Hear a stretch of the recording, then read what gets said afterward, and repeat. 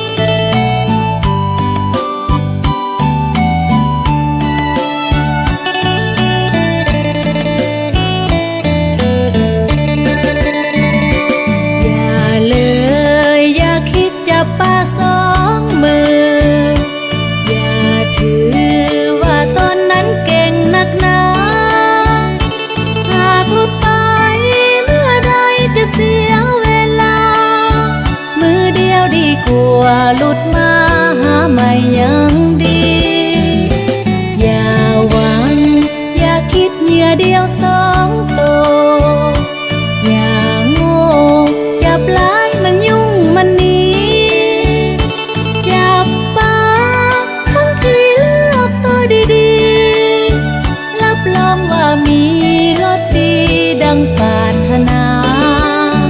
หนุ่มๆสาวๆเมื่อเขาจะเหียนฮักกันจำไว้ให้มันอย่าพากันลอบมากลอบพาเกิดมีบ้านสวยดินฟ้าบ่สวยคงจะขายหน้าตัวเดียวมือเดียวดีกว่า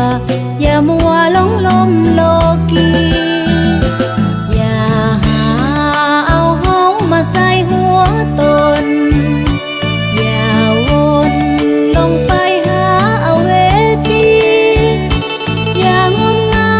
ยหลายทางระวังให้ดีขอเตือนน้องพี่เป็นเพียงเพลงส่งให้ฟัง